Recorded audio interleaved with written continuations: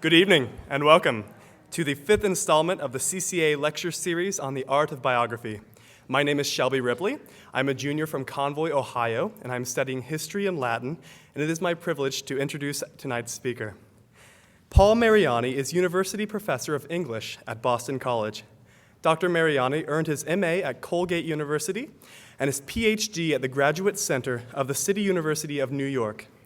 He is the recipient of a Guggenheim Fellowship and several National Endowment for the Arts and National Endowment for the Humanities Fellowships, a recipient of the 2009 John Ciardi Award for Lifetime Achievement in Poetry. He has published 7 volumes of poetry, including most recently, Epitaphs for the Journey. He is the author of numerous books, including William Carlos Williams, A New World Naked, Dream Song, The Life of John Berryman, Gerard Manley Hopkins, A Life, The Broken Tower, The Life of Hart Crane, which was made into a feature-length film directed by and starring James Franco, and The Whole Harmonium, The Life of Wallace Stevens. Please join me in welcoming Dr. Paul Mariani.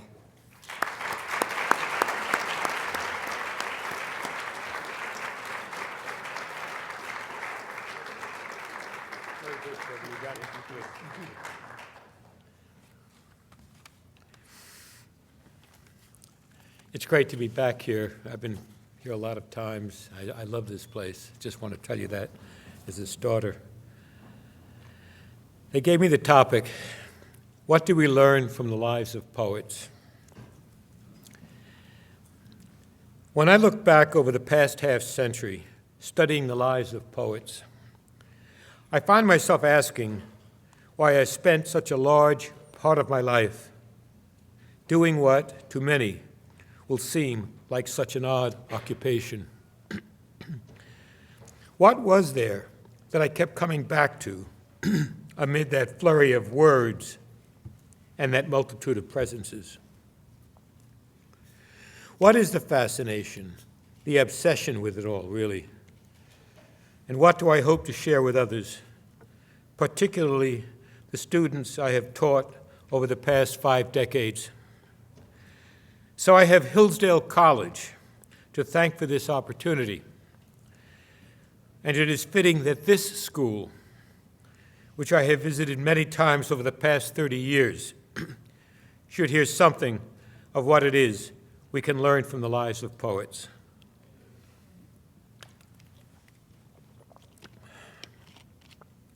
That is a very good gin. I want to thank you. Maybe I shouldn't have said that. I began studying the lives of poets where many of you are today, that is, as a college undergraduate, because I needed answers to some very basic questions about what made certain poems feed me as nothing else seemed to be able to do. And the truth is, I could not at that point have articulated, even to myself, why certain poems fed me the way ordinary bread and wine could feed me at communion time. All I do know is that we live in a world where the hidden beauty of words is too often commercialized, debased, trivialized, and taken for granted.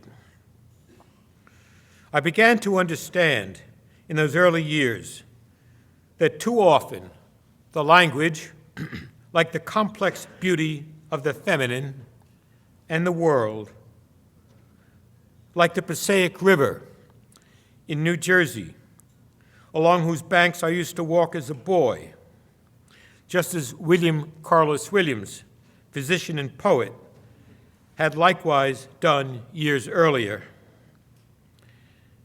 It was he who pointed out in his Epic of America, which he called simply Patterson, the underlying beauty of what that flint-like degraded city was.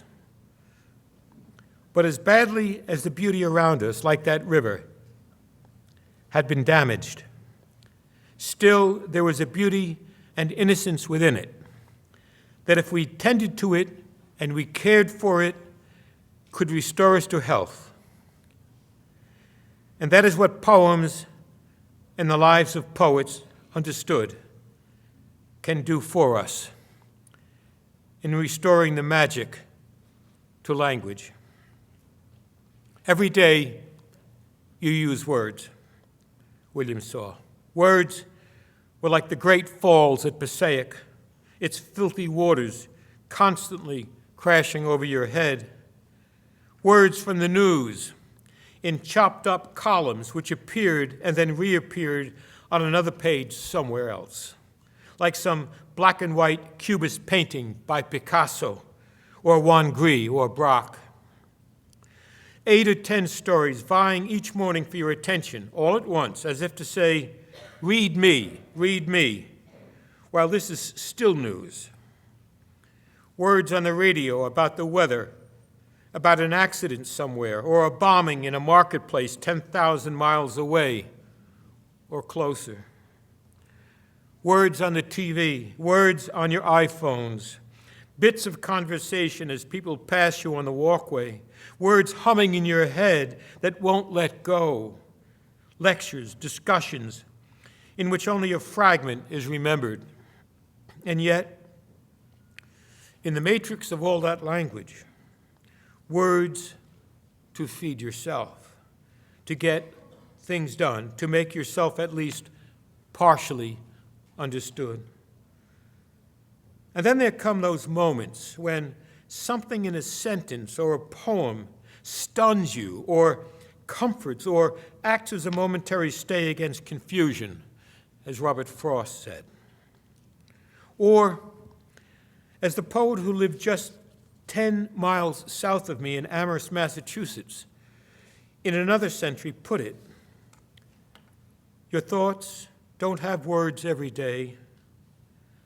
They come a single time, like signal esoteric sips of the communion wine, which, while you taste, so native seems, so easy so to be, you cannot comprehend its price, nor its infrequency.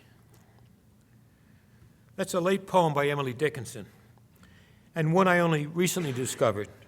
But something about the poem, something about its ballad form and its hymn-like phrasing, its rhyming second and fourth lines, its strong tetrameter and trimeter beat older than Chaucer, has stayed with me like rare good news, news that stays news, as the young Ezra Pound once phrased it. Thoughts wedded to words, the poet shows us, so naturally, so easily it seems, words so perfectly stitched together that one takes them for granted, without our fully understanding what the cost to the poet was, who took so much and took it and put it into a handful of words.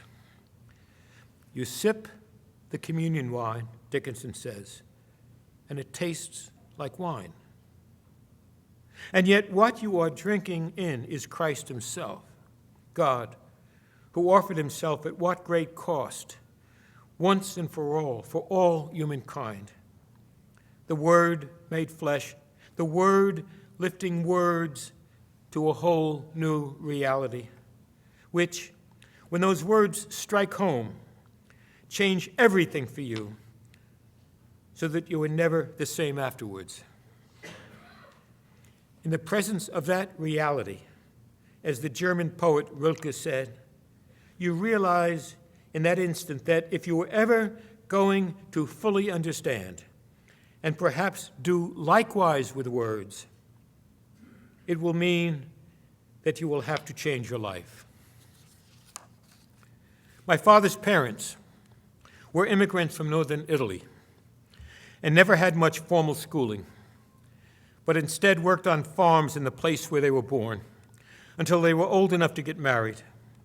My grandmother working cleaning hotel rooms and then raising 8 or 9 children in a New York apartment, while my grandfather found work paving asphalt in the city day after day.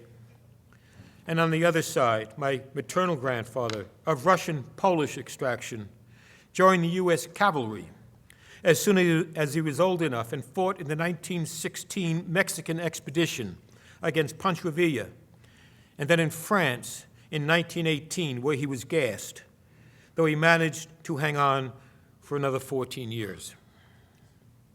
If he learned anything after grade school, he learned it with a carbine mounted on a horse named Red. And as for my mother's mother, one of 8 whose parents were Lutherans from Sweden, she made it to the 6th grade before she, like her father and most of her siblings, began working in the Patterson mills. And the next generation fared little better thanks to the Great Depression, for my parents had to drop out of school after the 9th grade to work.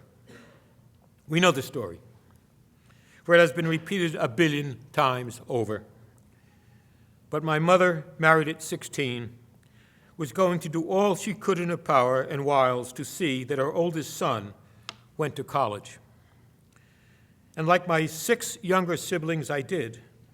I went to Chaminade High School. I entered the seminary for a year. I took a 5th year in the local high school back in Mineola to learn physics and math, and then went on to Manhattan College in the Bronx, mostly because it was one of the few choices I really had, and because they would have me. And though my father hoped I would do something practical, like become a lawyer, or a CPA, or an engineer, I fell in love with literature from the very first day I entered college, and in my typical last-minute way, switched from psychology to philosophy, and finally to English, where in my senior year, I discovered the poetry of Gerard Manley Hopkins, a Victorian English Jesuit, whose poetry was like nothing I had ever experienced, and who captured my imagination from the day I first read him. There were personal reasons for this, as there are for everyone who falls in love with the magic of words. Through art's magic, as the French philosopher Raissa Maritain once phrased it, speaking of the painter Marc Chagall, and through the liberation of his internal world, Hopkins managed to create forms signifying a spiritual universe entirely his own, while grounded in his reading of the Romantics and John Ruskin and Thomas Aquinas and Duns Scotus. And for someone like myself, whose father was an auto mechanic who could fix just about anything, and whose mother became a nurse after the older children could take care of the younger ones, it was a blessing to discover amidst the gritty sediments of that world a poet who took his Catholic Christian identity seriously, and who sang of it in a language like no other poet I had ever heard. And that, to put it simply, changed my life in ways I never expected. Fast forward another 7 years, when I was married, with 3 small children of my own, and teaching rhetoric and core courses at the University of Massachusetts in Amherst, when at 29 I managed to publish my first book. It turned out, almost in spite of myself, to be a commentary on the poetry of Hopkins. A day does not go by that I do not think of him, almost as a talisman or a rabbit's foot of a sort, so that nearly 40 years later I published another book on the same poet, this time a biography that attempted to show how the poems came out of the life he lived as a Jesuit priest who probably had more difficult assignments than any of us, I hope, will ever have to undertake, and most of them from the outside, ending in what looked like failures. Really, I think the only thing that kept the priest going was the sense that he was doing what he thought Christ, his master, had done before him, working with the poor, the neglected, the marginalized, blacksmiths and chambermaids, and, for the most part, marginalized Irish students in Dublin. And had he lived into his 50s instead of dying of typhoid in Dublin at the age of 44, One of his students would have been the young Irishman James Joyce. Let me read one of Hopkins's poems for you, and perhaps you will begin to understand something of why this poet matters so much. It's in the traditional form, the Italian sonnet, but it sounds like no other sonnet ever written before him. He was 32 when he wrote it, and he was studying theology with other Jesuits in the hill country of North Wales. The poem is dated for us, May 30th, 1877, and it's called The Windhover, and Hopkins dedicated it to Christ our Lord, his Lord, ipse, the only one. I caught this morning, the poem begins.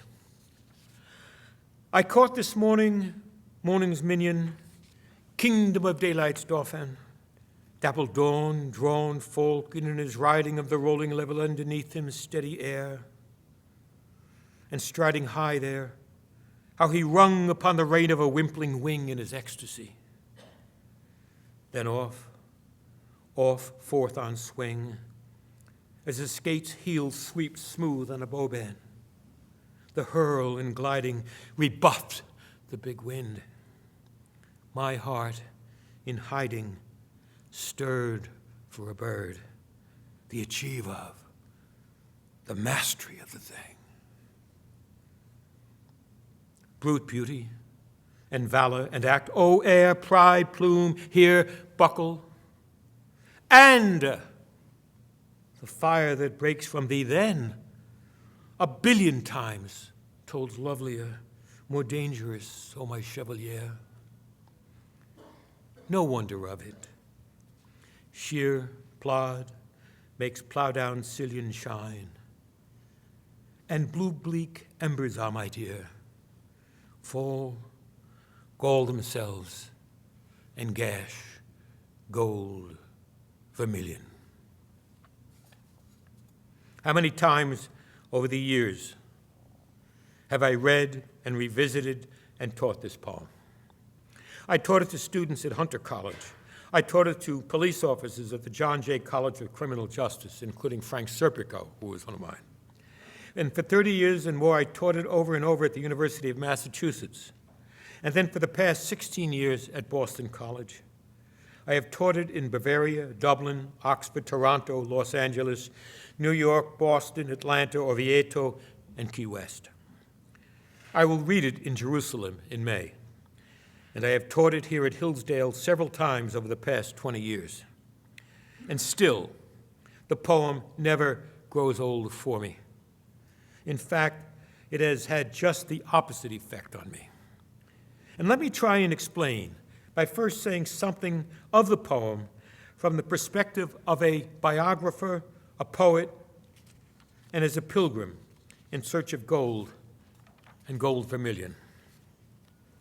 May 30th, 1877, a Wednesday, Gerard Hopkins, who had been at the head of his class at Oxford University 11 years earlier, is now studying at the Jesuit Theologate at St. Bino's near St. Asaph's in North Wales. He is in his last months of preparation for the priesthood. If he is too independent in his thinking, as far as his theology exams are concerned, deciding to counter some of the Dominican Aquinas' teachings with those of the Scots Franciscan Duns Scotus, so that he will be bypassed for a fourth year to study theology and will instead be sent to teach high school lads at Stonyhurst. Still, there is this. He has already composed his great ode, the Record of Deutschland, though it has already been rejected by his Jesuit editors of the month. And he has also composed half a dozen poems that very spring, poems that have since been read and studied by hundreds of thousands of readers in a host of languages. Classics like God's Grandeur and As Kingfishers Catch Fire. On a hillock out in the sheep fields, several hundred yards from the main building, there sits a small stone chapel. It is to this sacred space that the young Jesuits come each May to participate in Mass before returning to the main buildings, where they will breakfast and then begin classes for the day. And because May 30th is also an optional memorial commemorating the French martyr Joan of Arc, and because Hopkins has a special place in his heart for women saints like Our Lady and Saints Tekla and Winifred and those 5 nuns who perished in that winter storm aboard the shipwrecked SS Deutschland 18 months earlier, when Hopkins was beginning his studies here at St. Bino's, St. Joan's example seems to be very much on Hopkins's mind this morning. And the French borrowings of his sonnet seem to indicate this. Words like minion and chevalier and sillon and gold vermilion, the very colors of the royal French flag Joan carries on horseback in a 1505 manuscript. But more. As the poet treks across the open field, single file toward the chapel with the other priests in formation, all in their uniform stark black soutanes, the poet's eye catches a windhover, a small falcon, veering and arcing with what seems incredible freedom and abandon in the windswept air about them, as if it were riding the very air currents, turning easily like an expert skater on the bow of a frozen river. How describe what he sees? Yes, he might have said what most of us would have said, something like, "Saw a hawk up there in the skies this morning." But what he says is this, that his eye and heart have had instressed upon them the very inscape of the bird and something more. Morning's minion, kingdom of daylight's dauphin, in this dapple, dawn-drawn falcon. The minion, the darling of morning, the king, the ruler of earth's dominion, the dauphin of the kingdom where daylight reigns. Yes, a heraldic falcon, as if drawn to the light, the dappled light with its rainbow of colors, yellow, orange, vermilion. But note, too, the figure drawn or etched out by the light itself, a figure with its wings extended like what? That is the riddle and the emblem and the epiphany all in one, even if at first the eye does not see it. A figure etched out against the heavens, like the crucified, risen Christ, emblazoned against the morning sun. But a figure in action, a verb, a verbum, if you will, the doing be of the thing, riding, that is, ruling the world in his ecstasy.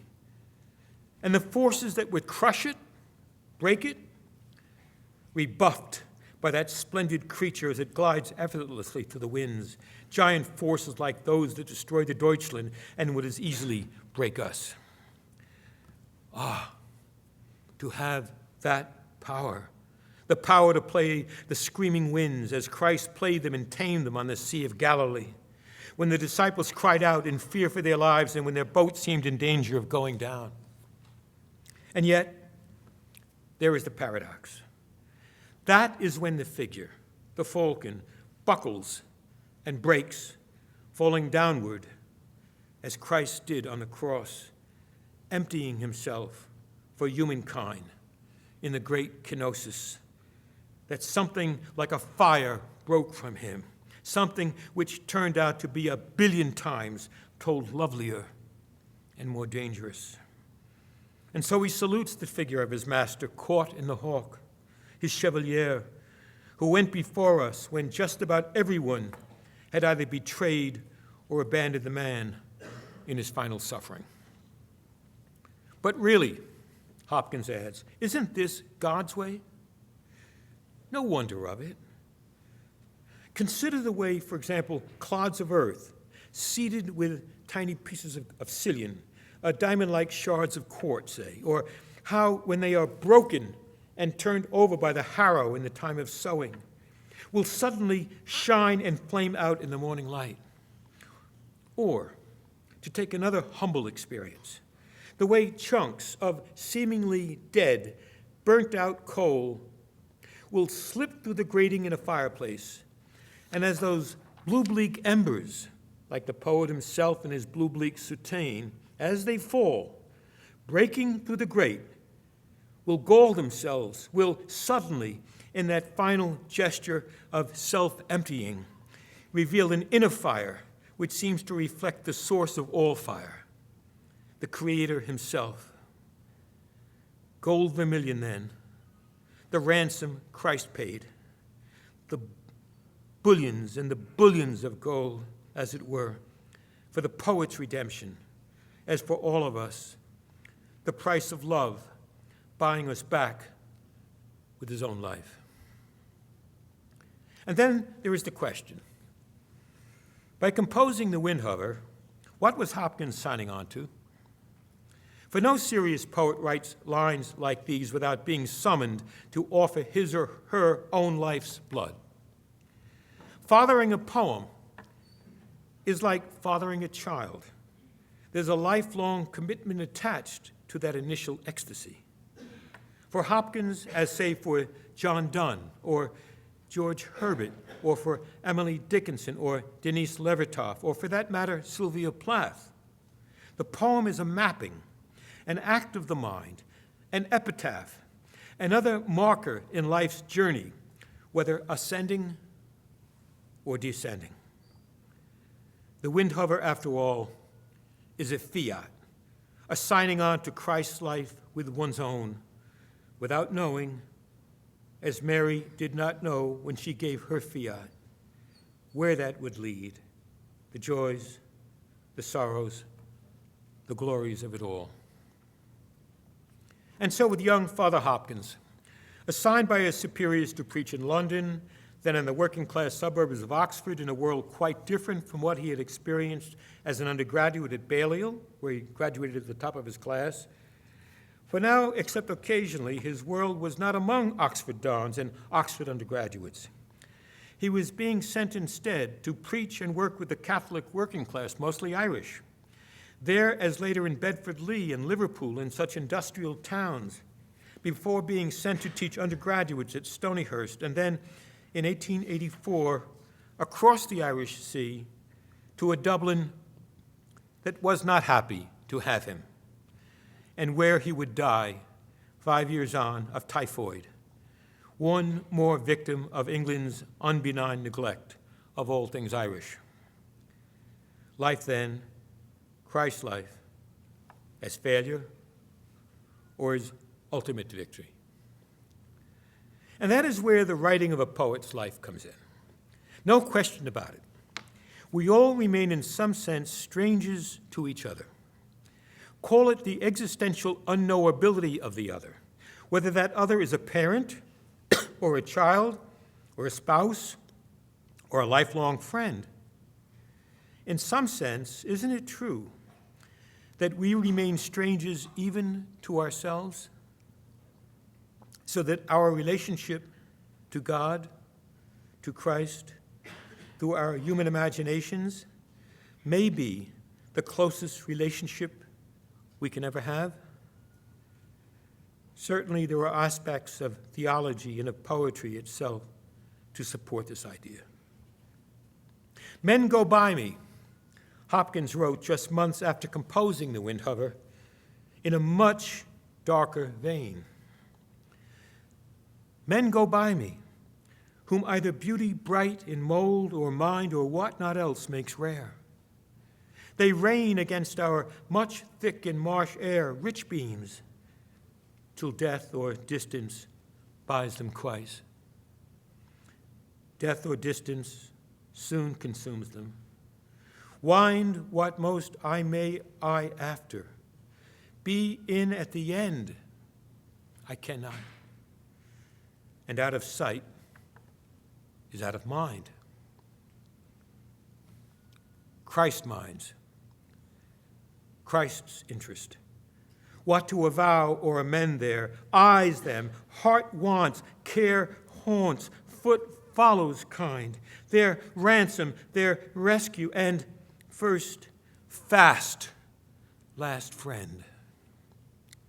So, Even in his darkest moments, Hopkins had something he could hold on to. A little more gin and I'll be right back. Okay. That's one of the things you learn when you spend your years writing the lives of others.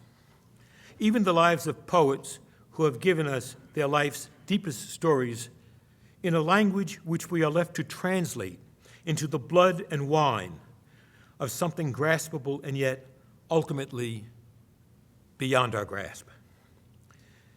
In another month, my sixth and probably last biography, The Whole Harmonium, The Life of Wallace Stevens, will be published by Simon & Schuster. Professor John Serio, who has spent a lifetime reading and editing Stevens, kindly sent me a copy of a review he wrote for the book, and which, to my own surprise, captures something of what I have tried to do in each of my biographies. 25 years ago, when a second edition of my biography of William Carlos Williams was coming out, I composed a poem dedicated to Williams, which I called Some Sort of Answer. It's dark again. It's 3 a.m. And the only light the poet biographer can see is the light leaking from his refrigerator. And of course, he's surprised to discover that the stranger rummaging through the refrigerator, which has morphed into one of those old ice boxes, is none other than Doc Williams himself, looking for some plums, so cold and so delicious to eat. And finally, having caught up with the poet I have spent 10 years researching, I asked him point blank about the life I gave him.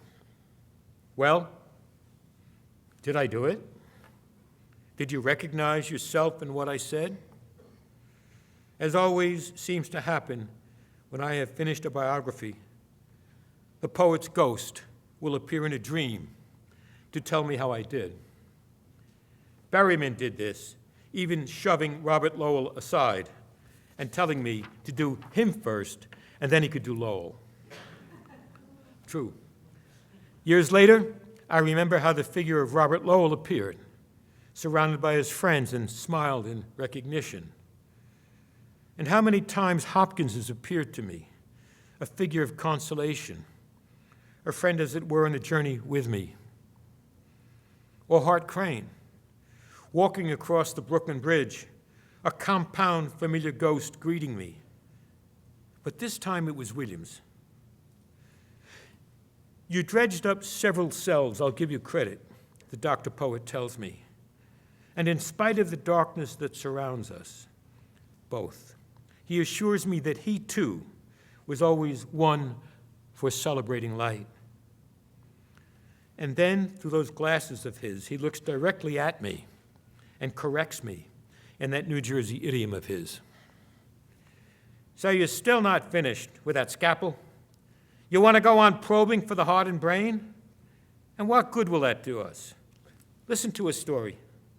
Swift-foot Hermes rises to the surface like a salmon breaking water. He holds a letter penned in hell. You read it, and you think you understand, and you put your heart at ease before he yanks the letter back to hell.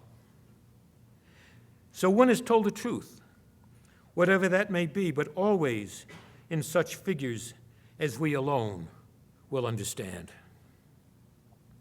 And then it's back and forth between the poet and his biographer, before the poet tells the biographer that only in our poems are we ever really us. It's an answer of sorts, then reminding the biographer that, try as he or she may, what we write remains at the deepest level a fiction, as it must, for the life itself will always manage to slip away. The words of the poem, the words of the biography, all finally a dreamlike world in which we are surrounded by the amniotic ink of language, sound, and a music of sorts. Still, the biographer tries one more time, and seeing what he thinks is his chance, He lunges in desperation at the ghost as if to hold him. But, the biographer has to admit, he was still too quick for me. With one swift move, he shut the icebox door, returning each of us to his old, familiar darkness. Like Wallace Stevens's Angel of Reality, then, quickly, too quickly, the poet you have pursued shimmers in the fading light, and like Dante reaching out to embrace the dead poet, is gone.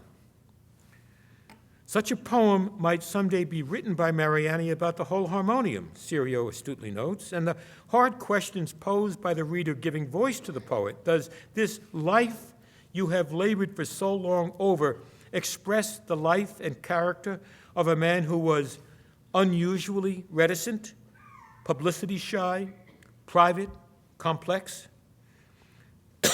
Has the biographer been able to plumb the depths of Stevens's poems, to reveal the living man beneath?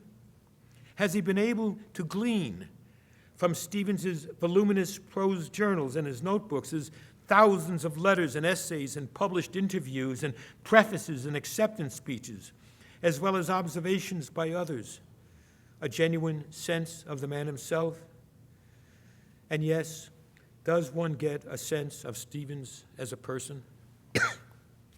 And yet,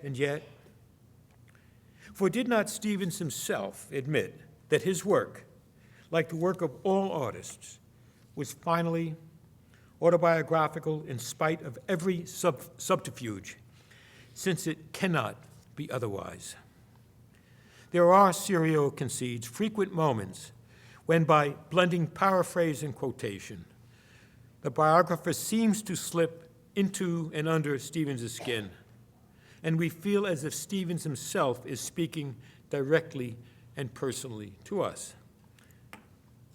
But then it's 3 a.m., and the icebox light is on again, and it's Wallace Stevens this time, and he's looking for a dish of peaches from Russia, or 2 pears, or some Belgian grapes. And then cannily, Serio imagines the biographer addressing the compound familiar ghost once more. Well, did I do it? Did you recognize yourself in what I said? He imagines. And Stevens answers, you evoked several selves. You evoked the lover, the believer, and the poet. I'll give you credit. And you gave a thorough analysis. And we both know how high that highest candle lights the dark. And then the biographer reaches out to touch Stevens as well, to see if he is real. But he was still too quick for me. And like the angel of reality, quickly, too quickly, he too, like the others, is gone. So there it is. The quickened life, Hermes, that messenger from the underworld of the subconscious, the dream world, the world within the shadows, swimming to the surface of consciousness once more, mercurial, shimmering, something luminous realized for a moment in the reading of a passage. And then the figure is gone. The dream state fractures, and the quotidian light of reality enters our world again. And so it has been with the years I spent writing the life of Williams, and then on to John Berryman, and then on to Lowell, and then that roaring boy, Hart Crane, whose story the actor James Franco turned into a black and white film, like the Chaplin-esque silent movies of Crane's own time. And then a long 30-day retreat with the Jesuits and with Hopkins, and then back again in the great wheel of time to Hopkins, whose life and poems have so shaped mine. And then on to one of the great enigmatic voices of the 20th century, Wallace Stevens, and then the candle flickering as it will. So, what can I leave you with as the icebox shuts? What can we learn from the lives of poets? First of all, that the pursuit of poetry, the quest for a living language, and a quest for something which will sustain or kill if you let it, and will cost not less than everything. It's not a matter of dabbling, any more than just wishing to run a marathon means you will ever run a marathon, or be a worthwhile artist or musician or scientist or lawyer or doctor or nurse or teacher or soldier or priest because you fantasize about such things. What can a study of a poet's life teach us? And what will the bill come to? In the economy of things, the poet's world is of necessity the world of the imagination, the world of words. But words, finally, which are able to move us as much as anything can. Only the imagination, finally, is real. Williams and Stevens and Berryman and Lowell and Hart Crane insist. And only God and the imagination finally matter, as Father Hopkins added to the symposium of voices, even if he had to win through by surrendering everything into God's hands while he could, and while there was still time to say yes, even if it meant going underground, as he did, for 30 years, before the last lights off the black west went and morning at the brown brink eastward sprang, because he believed that a poet-creator, even greater than himself, was at work all that time, a presence like the rising sun, brooding the way a mother dove will over the bent world with warm breast and with bright wings. Some biographers of poets will want to write about the sex and the booze and the constant comic collapse of the poet, believing that it is the salacious and the erotic and the haphazard which charges their subject. And there is no doubt something to looking at things that way, if TV soap operas are any indication. Take my collaborator on the Hart Crane, James Franco, again for the moment. Franco is a serious man, and a poet himself as well as an actor, a producer, a director, among so many other things.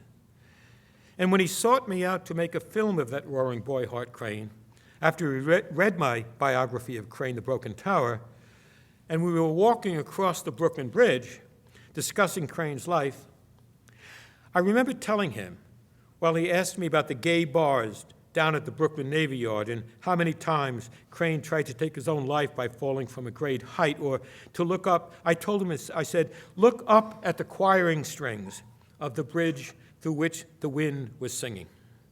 And poet that he is, he listened enough that in the middle of the film he produced, a film noir with its stark grays and whites and blacks, he interposed a scene where, after walking aimlessly around the streets of Paris for days and weeks, Hart Crane walks down the main aisle of the Cathedral of Notre Dame. And for 1 minute, the film morphs into bright color while we hear the choiring strands of Dona nobis pacem surround us. Grant us peace, O Lord, O grant us peace. Somewhere in his movie studios, Franco has about 6 hours of film with him, reading one of John Berryman's dream songs, and then me reading one and commenting on it. And being James Franco, he had hoped to get through all 77 dream songs. But though we went from 9 in the morning until 4:30 in the afternoon, with time enough for a quick sandwich and a soda in that hotel suite down in Soho in New York, with 2 British cameramen filming the 2 of us, exhaustion had set in, and it was time to call it quits. I think we got through about 65 of those poems, for Franco is nothing if not indefatigable. And then I said goodbye and drove the 200 miles from Lower Manhattan back to Western Massachusetts. Will I ever see that film again? Will he ever direct a film based on the life of John Berryman? I doubt it. Still, it was a pleasure to be able to work with him on one of the 20th century's most original poets, both comic and tragic at the same time. What was I working on now? James asked me as I was leaving. The life of Wallace Stevens, I told him. We both knew what that meant, a 180-degree turnabout, for Stevens is a poet the direct opposite of that roaring boy, Hart Crane.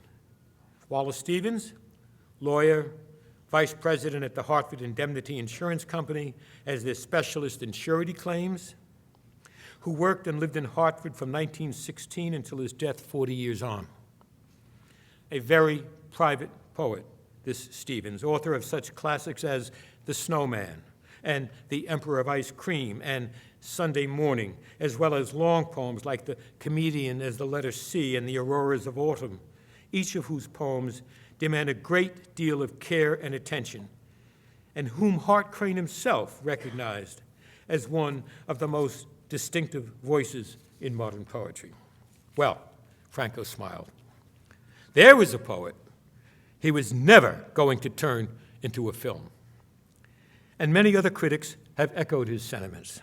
Yes, there was Stevens' fistfight with Hemingway, 20 years his junior, and his drinking down in Key West, and his returning to Hartford with his right arm still in his sling, having broken it against Hemingway's jaw. But was that enough compared to the antics of Crane and Berryman? The poet maudit, Pierrot, the poet as crucified Christ and clown, if you will. That was what most people wanted, to make the poet a caged clown so that they didn't have to waste their time listening to him or her. Which was, of course, exactly the challenge I knew I was taking on. To show that a man, a large man of Pennsylvania Dutch extraction, 6'1", 240 pounds, who composed his poems as he took his daily humdrum, quotidian 40-minute, 2-mile walk from 118 Westerly Terrace eastward to his posh insurance office on the ground floor of the palatial Hartford Indemnity Building at 690 Asylum Avenue.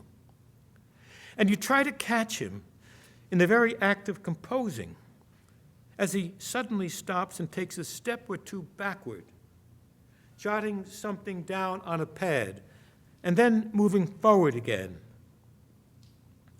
Call the roller of big cigars, the muscular one, and bid him whip in kitchen cups concupiscent curds. Or, on the threshold of heaven, the figures in the street become the figures of heaven, the majestic movement of men growing small in the distances of space, singing with smaller and still smaller sound, unintelligible absolution and an end. Da-da-dum, tum-tum, to get the rhythm right. And he continues to walk the elm-lined avenue. The gates of heaven open into a land where all birds sing. And the biographer and the poet in the biographer try to hear what the poet is humming to himself. And you think, if only I can find the right words, will I, too, glimpse the angel of reality flashing into view before it quickly, too quickly, disappears. Thank you.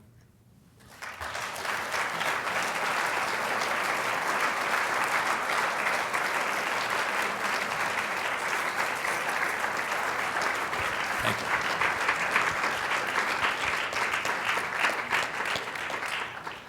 Dr. Mariani has agreed to sign copies of his book, William Carlos Williams, A New World Naked, in the Phillips lobby immediately following this session. We now have time for a few questions. Please stand, and the microphone will be brought to you.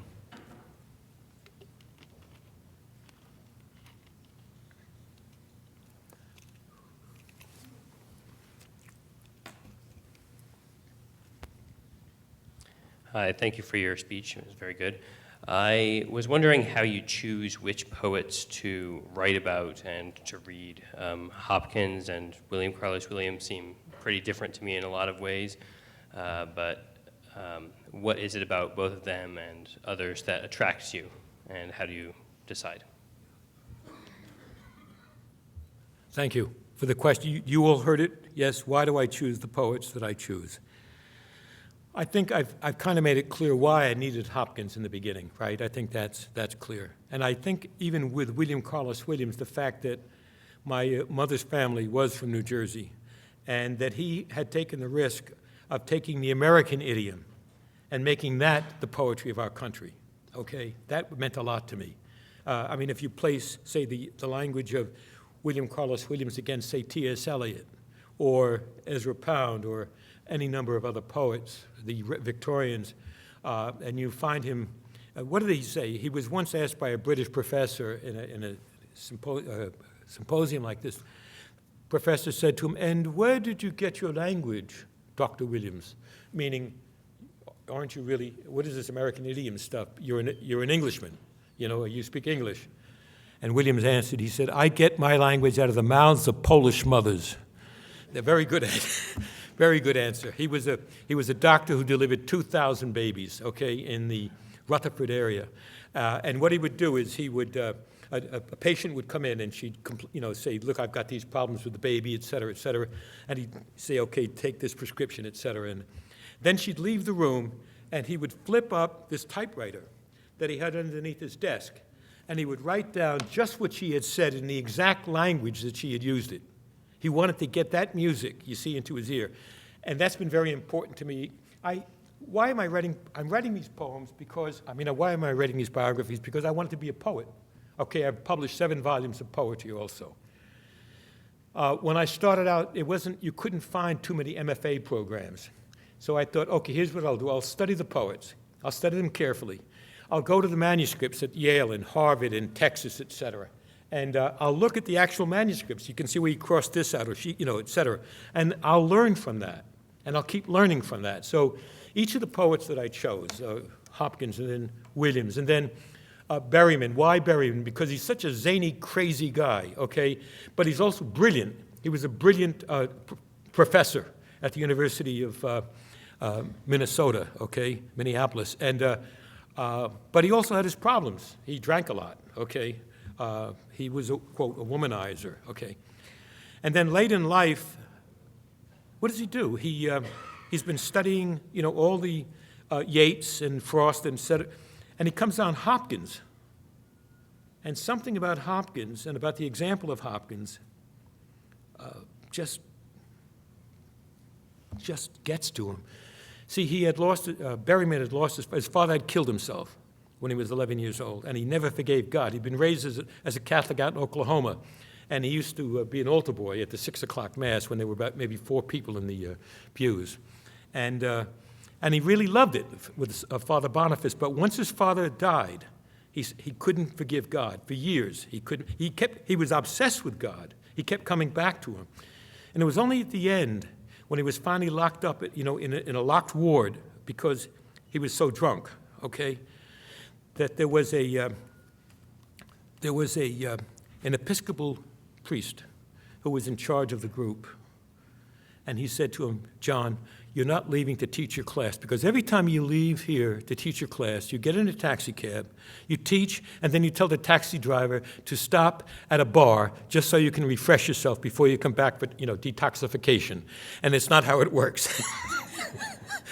So Berryman broke down. He said, "I need to teach." It was the last piece of honor that he had. And then he said, "No, you're not going to do it." He said, "But I'll tell you what." He said, "I will teach your classes for you. You're teaching the Bible. You're teaching the humanities. I will teach your classes for you." And he did. And something hit Berryman. Wait a minute. There is a sense of rescue. Someone cares. He'd never had this before like this. You see what I mean? And so he went dry for 11 months.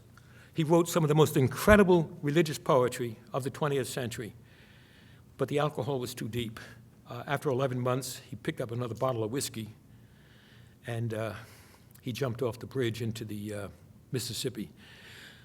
About 2 weeks before he did that, he wrote a poem, though, in which he said, "If I should fall from a great height, Lord, may your angels lift me." Okay, so even then, it was very much, on his mind. So, but you can see he was trying desperately in the modern times to follow an earlier model of Hopkins.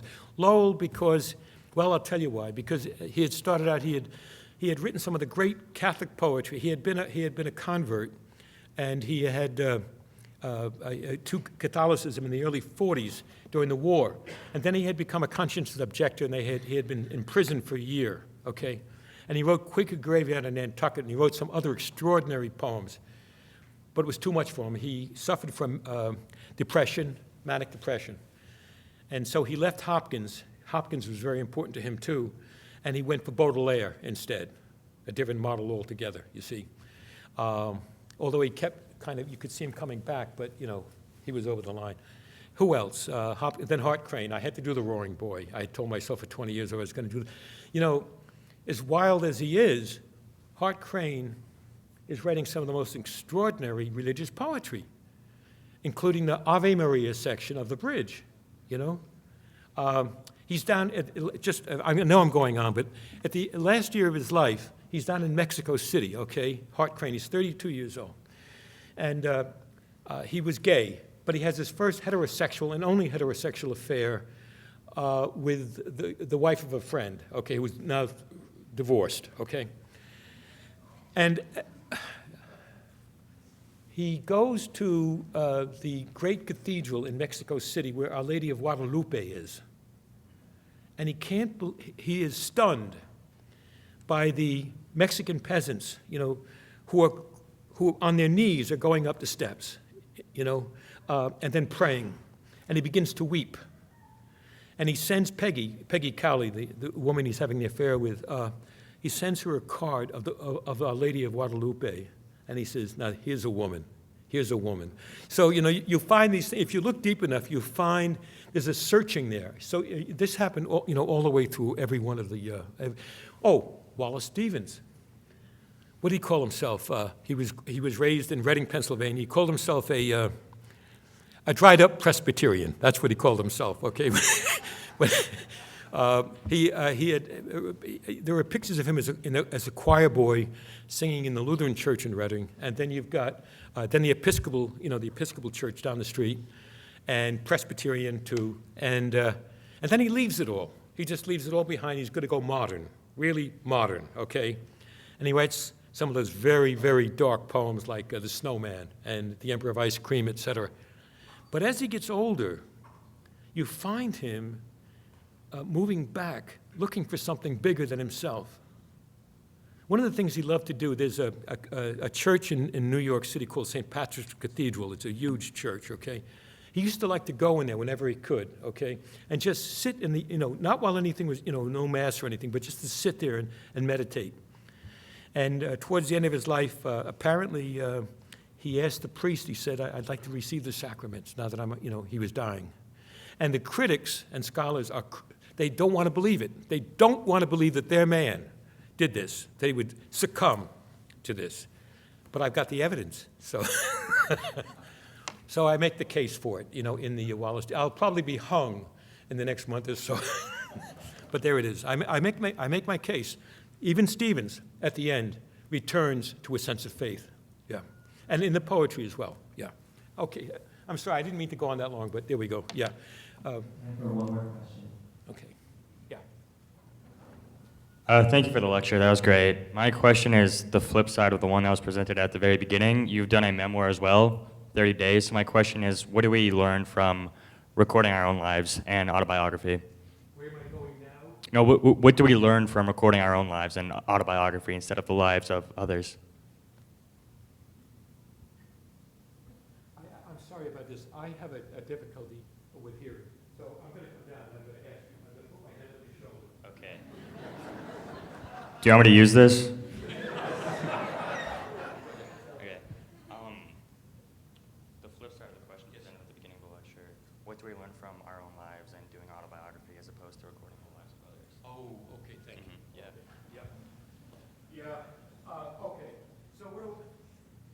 Okay. So I'm doing these biographies, right? So what am I learning in terms of my own life, okay? How does it come back on me? And I think it's come back on me in profound ways. When you mentioned 30 Days, this spiritual memoir that I wrote back in 2000, in which I went on retreat, a silent retreat, with the Jesuits in Gloucester, Massachusetts, back in the winter of 2000. And part of the reason I have 3 sons, and the oldest one is a Jesuit priest, okay? And he teaches Chinese history, 20th century Chinese religious history at Santa Clara, okay? That's his specialty. So, and I've always had this, since Hopkins, when my oldest boy, who's 50 now, when he was a baby, I would read the Record of Deutschland to him when he was in his cradle. And he would, and I wonder if I did the right thing, you know, because he went on to become a Jesuit priest, you know. I didn't see that in the mix, you know. Anyway, this is all very important. I'm still, in all my own poetry, saying, okay, here's where this poet was, where am I? And one of the things I think I'm learning now is just a sense of I'm not in control of it. I'm not in control of it, you know, that whatever, you know, whatever's, look, when I'm gone, okay, I'm 75, I'll be 76 at the end of the month, okay, when I'm gone, what's going to be left behind? And I have no way of knowing. I have no way of knowing. So I have to give it over. I have to give it over to God, okay? I wrote a poem called Psalm for the Lost, and it ends with an image of, I take all my grandkids, 5 of them, and my sons and my daughters-in-law, we go down to the Cape Cod for a week, and every year they seriously build these huge sand castles. I mean, they're beautiful. You know, I mean, they should be in museums, okay? They're that beautiful. But of course, it's like in Zen Buddhism, what's going to happen within 12 hours, the tide will come in slowly, and it'll just wipe it out completely, right? It'll be gone, okay? But I learned a lesson from watching all the pleasure and the delight they take in creating something, and then it's out of their hands after that. And I say, well, I hope that's one of the lessons I can learn for myself. Just let it go, and if there's anything of worth there, it'll be picked up. If not, good. That's what Hopkins said, to let it go. See, it's no longer about me, you know what I mean? It's about something beyond me, yeah.